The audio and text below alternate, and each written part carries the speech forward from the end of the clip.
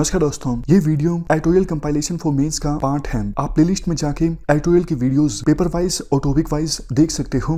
और अगर आप दिसंबर 2019 के बाद की वीडियोस को देखना चाहते हो तो वीडियो के नीचे मौजूद ज्वाइन बटन की सहायता से आप मेंबरशिप को ज्वाइन कर सकते हो।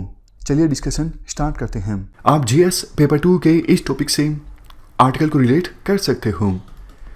देखो, जैसी सिचुएशन दिल्ली में है, यूनियन टेरिटरी है, बावजूद इसके दिल्ली में लेजिस्लेटिव असेंबली भी है, चीफ मिनिस्टर इलेक्ट होते हैं, लेफ्टिनेंट गवर्नर भी हैं।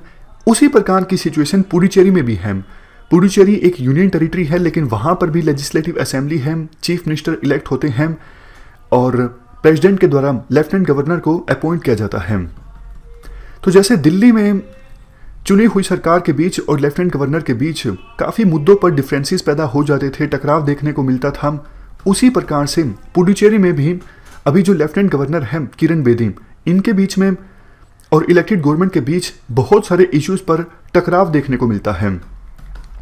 और ये टकराव जुडिशरी के पास पहुंच चुका था ऑलमोस्ट 2 साल पहले कि आप बताइए कि पुडुचेरी की गवर्नेंस में किसकी चलेगी, कितना रोल होगा लेफ्टिनेंट गवर्नर का, या फिर जो चुनी हुई सरकार है वो प्रिवेल होगी। तो टाइमलाइन के हिसाब से हम डिस्कस करते हैं अभी तक क्या कुछ हुआ है। देखो, जैसे ही किरण बेदी को वहां पर अपॉइंट किया गया प्रेसिडेंट के द्वारा, तब से टकराव स्टार्ट हो गया, क्योंकि कांग्रेस की फिलहाल वहां पर सरकार है और नारायण स्वामी ये मुख्यमंत्री हैं, जबकि सेंटर में बीजेपी गवर्नमेंट है। तो हुआ क्या, सबसे पहले 4 जुलाई 2018 से पहले सेंट्रल गवर्नमेंट के द्वारा 3 क्लैरिफिकेशन दी गई थी कि लेफ्टिनेंट गवर्नर जो है पुडुचेरी में, कोई जरूरी नहीं वो काउंसिल ऑफ मिनिस्टर्स की एड एंड एडवाइस से काम करेंगे। लेफ्टिनेंट गवर्नर पुडुचेरी में काउंसिल ऑफ मिनिस्टर्स की एड एंड एडवाइस के बिना भी काम कर सकते हैं। इस प्रकार की 3 क्लैरिफिकेशंस सेंट्रल गवर्नमेंट के द्वारा दी गई थी कि पुडुचेरी की गवर्नेंस में क्या होगा।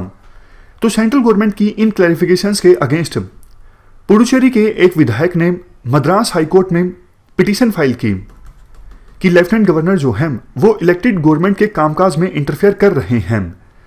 तो इसके बाद 30 अप्रैल 2019 को, डेट आपको याद रखने की आवश्यकता नहीं है, सिर्फ टाइमलाइन पर फोकस कीजिए। इसके बाद क्या हुआ, मद्रास हाईकोर्ट की सिंगल जज की बेंच ने लेफ्टिनेंट गवर्नर किरण बेदी को रोक दिया कि आप पुडुचेरी में जो इलेक्टेड गवर्नमेंट है उसके कामकाज में डेली बेसिस में इंटरफेयर मत कीजिए।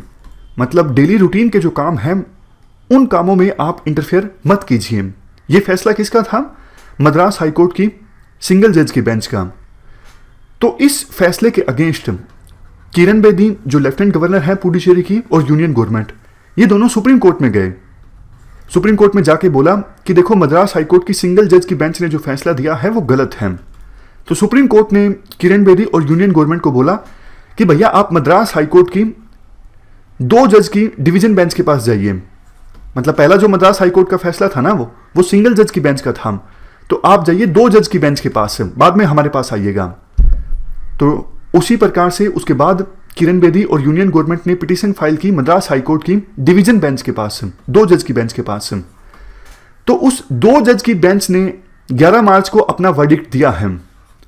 2 जज की बेंच ने कहा है कि सिंगल जज बेंच का जो फैसला था वो गलत था, और जो कॉन्स्टिट्यूशनल डिग्निटरीज हैं पुडुचेरी में, चाहे वो लेफ्टिनेंट गवर्नर हो या फिर सीएम हो या फिर मिनिस्टर्स हों, वो देखो सामंजस्य स्थापित करके काम करें, आपस में मिल के काम करें, ना कि बंट के। डिवीजन बेंच ने यह भी कहा कि सिंगल जज बेंच का जो फैसला था कि लेफ्टिनेंट गवर्नर डेली अफेयर्स में इंटरफेयर नहीं कर सकती, वो फैसला गलत था। टाइमलाइन में अभी आपको कोई दिक्कत नहीं आनी चाहिए। मैं फिर से 30 सेकंड में रिपीट कर देता हूं। सबसे पहले देखो, सेंट्रल गवर्नमेंट ने क्लैरिफिकेशन जारी की कि पुडुचेरी की जो लेफ्टिनेंट गवर्नर हैं वो काउंसिल ऑफ मिनिस्टर्स की एड एंड एडवाइस के बिना भी काम कर सकती हैं। इसके खिलाफ पुडुचेरी के एक विधायक गए मद्रास हाईकोर्ट में। मद्रास हाईकोर्ट के सिंगल जज की बेंच ने यह फैसला दिया कि देखो, लेफ्टिनेंट गवर्नर चुनी हुई सरकार के डेली अफेयर्स में इंटरफेयर नहीं कर सकती, और लेफ्टिनेंट गवर्नर की जो पावर है वो कुछ ही सर्टेन सर्कमस्टांसिस में लिमिटेड है। इसके बाद यूनियन गवर्नमेंट और किरण बेदी ने अपील फाइल की मद्रास हाईकोर्ट की ही एक डिवीजन बेंच के पास। डिवीजन बेंच ने यह वर्डिक्ट दिया कि सिंगल बेंच का जो वर्डिक्ट था वो गलत था।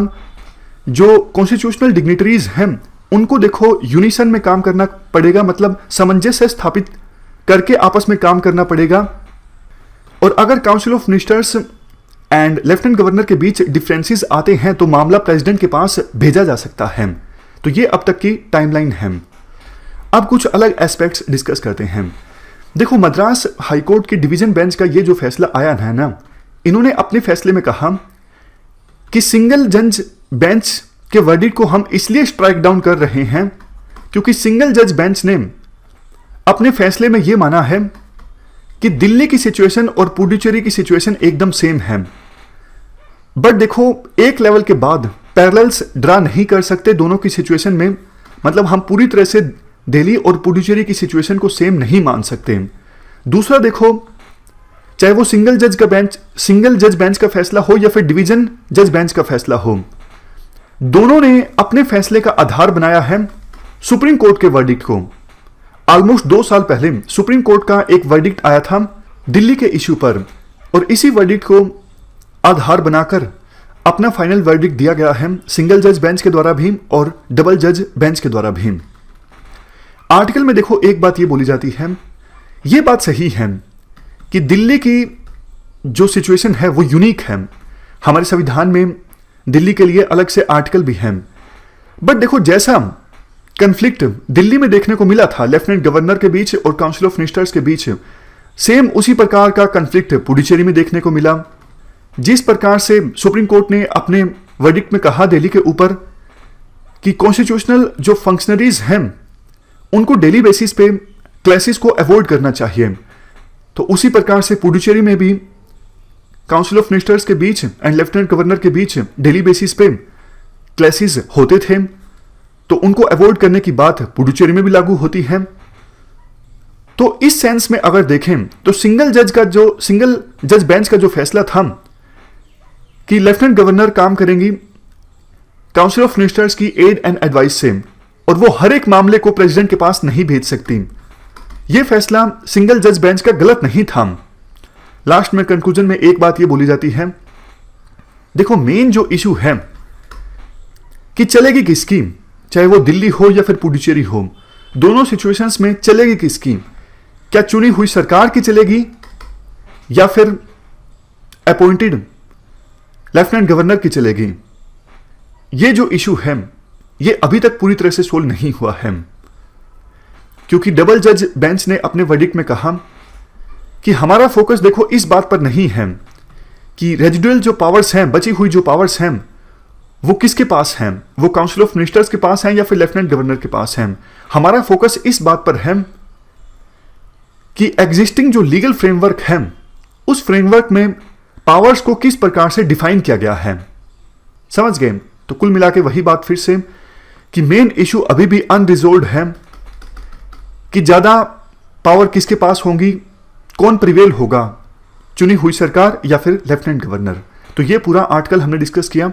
इस डिस्कशन में फिलहाल इतना ही है। Thank you very much for discussion.